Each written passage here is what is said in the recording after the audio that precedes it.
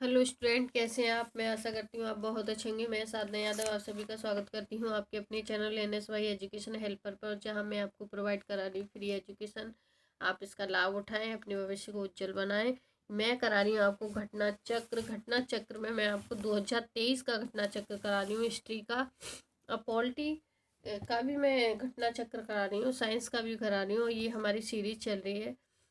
ये जो हिस्ट्री के घटना चक्र है उसमें मेरी 6 क्लास कंप्लीट हो चुकी है। ये क्लास 7वीं क्लास है जिसमें हम ऋग्वैदिक काल पढ़ रहे हैं, जिसको हमने लास्ट वीडियो में पढ़ भी लिया था, लेकिन कुछ पार्ट इसका बाकी है शॉर्ट नोट्स का, उसको हम देखते हैं। ठीक है, तो अब हम पढ़ेंगे इसमें उपनिषद। छंदोपनिषद में केवल 3 आश्रमों का उल्लेख मिलता है, जबकि सर्वप्रथम 4 आश्रमों का उल्लेख जाबालोपनिषद में मिलता है। ये थे ब्रह्मचर्य 25 वर्ष, गृहस्थ 25 से 50 वर्ष, वानप्रस्थ 50 से 75 वर्ष, संन्यास 75 से 100 वर्ष। ऐसा ये चारों जो हमें आश्रम दे रखे थे वो दिए थे जाबालोपनिषद में।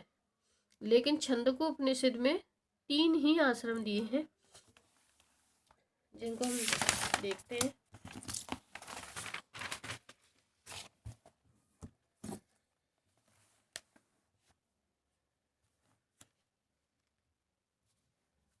मनुष्य की आयु 100 वर्ष मानकर प्रत्येक आश्रम के लिए 25-25 वर्ष की आयु निर्धारित की गई थी। बौद्धायन धर्म सूत्र के अनुसार गायत्री मंत्र द्वारा ब्रह्मचर्य बालक का उपनयन संस्कार बसंत ऋतु में 8 वर्ष की अवस्था में किया जाता था। त्रिष्टुक मंत्र द्वारा क्षत्रिय बालक का उपनयन संस्कार ग्रीष्म ऋतु में 11 वर्ष की अवस्था में होता था। जगती मंत्र द्वारा वैश्य बालक का उपनयन संस्कार शरद ऋतु में 12 वर्ष की अवस्था में होता था। वैदिक काल में जीविकोपार्जन हेतु वेदांग पढ़ाने वाला अध्यापक उध्याय कहलाता है। वेदांग पढ़ाने वाला अध्यापक क्या कहलाता था? उपाध्याय। ठीक है। ब्रह्मवादिनी वे कन्या थी जो जीवन भर आश्रम में रहकर शिक्षा प्राप्त करती थी, जबकि साधु वधु विवाह पूर्व वह शिक्षा प्राप्त करने वाली कन्याएं थीं। गृहस्थ आश्रम के अनुसार 5 महायज्ञ का अनुष्ठान करवाया जाता था। ये 5 महायज्ञ हैं: ब्रह्म यज्ञ, प्राचीन ऋषियों के प्रति श्रद्धा प्रकट करना; पितृ यज्ञ, पितरों के तर्पण हेतु; मनुष्य यज्ञ, मानव मात्र के कल्याण हेतु। शतपथ ब्राह्मण में कृषि की चारों क्रियाओं का उल्लेख मिलता है: बुआई, जुताई, बुआई, कटाई और मड़ाई। काठक संहिता में 24 बैलों द्वारा हलों को खींचने का उल्लेख मिलता है। उत्तर वैदिक काल में उत्तर भारत में लोहे का प्रचार हुआ। उत्तर वैदिक काल में लोहे को कृष्ण आयस कहा गया। तैत्तिरीय संहिता में ऋण के लिए कुशीद तथा शतपथ ब्राह्मण में उधार लेने के लिए कुशीदिन नाम शब्द मिलता है। आपकी विभिन्न इकाइयां भी निष्क, शतमान, कृष्णनल, पाद आदि कृष्ण संभवतः बाट की मूलभूत इकाई थी। गुंजा तथा ऋतिका भी इसी के समान थे।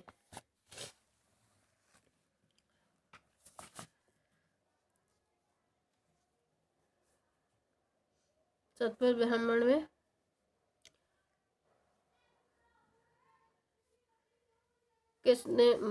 मूलभूत इकाई थी। गुंजा तथा ऋतिका भी इसी के समान थे। ऋतिका को साहित्य में तुला बीज कहा जाता था। शतपथ ब्राह्मण की पूर्वी तथा पश्चिमी समुद्रों का उल्लेख मिलता है। वाजसनेयी संहिता एवं तैत्तिरीय ब्राह्मण में विभिन्न व्यवसायों की लंबी सूची मिलती है। इसमें प्रमुख है रथकार, स्वर्णकार, लोहार, सूत, कुंभकार, चर्मकार, रज्जुकार आदि। स्त्रियां रंगाई, सुईकारी आदि में निपुण थीं।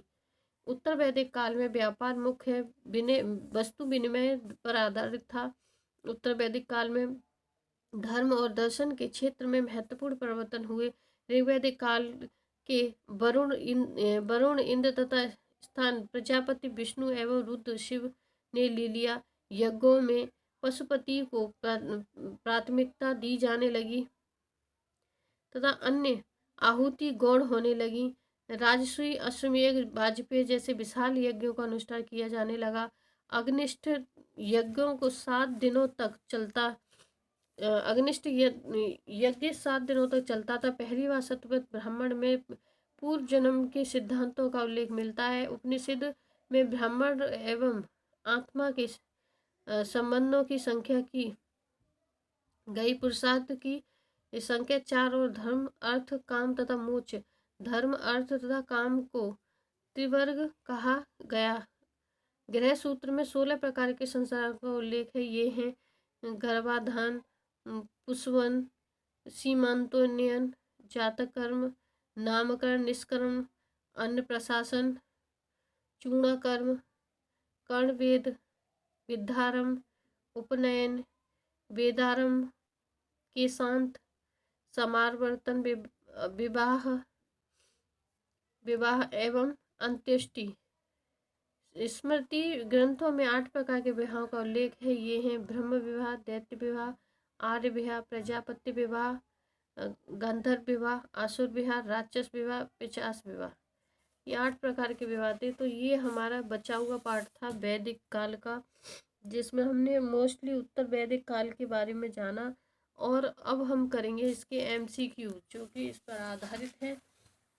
हमने इसको वैदिक काल को, जो ऋग्वैदिक काल है, उसको हमने कितना 3 पार्ट्स में पढ़ा है, क्योंकि इसका वीडियो बहुत लंबा होता है। डिटेल में काफ़ी नोट्स थे। अब हम इसके क्वेश्चन आंसर पढ़ेंगे और इसके क्वेश्चन आंसर भी काफ़ी होंगे।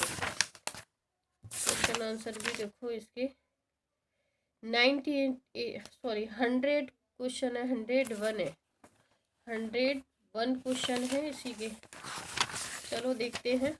एक वीडियो में ये भी संभव नहीं है, पर जितना हो पाएगा उतना हम करेंगे। उसके बाद सेकंड वीडियो में देखेंगे। ठीक है, अब हम करते हैं MCQ। आर्य शब्द इंगित करता है न जाति समूह को, भाषा समूह को, याजवरी जन को, श्रेष्ठ वंश को। तो ये हमें पता है कि आर्य क्या करता है, श्रेष्ठ वंश को संबोधित करता है या उसके बारे में बताया जाता है। तो ये हम पढ़ चुके हैं। श्रेष्ठ या कुलीन कहा जाता था। क्लासिक संस्कृति में आर्य शब्द का अर्थ है। सेकंड क्वेश्चन है, क्लासिक संस्कृति में आर्य शब्द का अर्थ है ईश्वर में विश्वासी, एक वंशानुगत जाति, एक किसी विशेष धर्म में विश्वास रखने वाले, एक उत्तम व्यक्ति। आर्य का क्या है, एक उत्तम व्यक्ति। क्या अर्थ है इसका, एक उत्तम व्यक्ति। सबसे पुराना वेद कौन सा है, यजुर्वेद, ऋग्वेद, सामवेद और अथर्ववेद। तो देखो हमें पता है कि ऋग्वेद सबसे ज्यादा पुराना है, उसके बाद ये तीनों वेद हैं। सबसे लास्ट में कौन था, अथर्ववेद था। पहले ऋग है, फिर यजुर है, फिर साम है, फिर अथर्व है। ठीक है, इस प्रकार से। नेक्स्ट क्वेश्चन है, त्रयी नाम है 3 वेदों का, धर्म, संघ और युद्ध का, हिंदू धर्म के 3 देवताओं का, 3 मौसमों का। 3 वेदों का नाम है। ठीक है, 3 वेदों को, जिसमें ऋग्वेद, यजुर्वेद और सामवेद, इन्हें त्रयी वेद कहते हैं। ठीक है, नेक्स्ट क्वेश्चन है,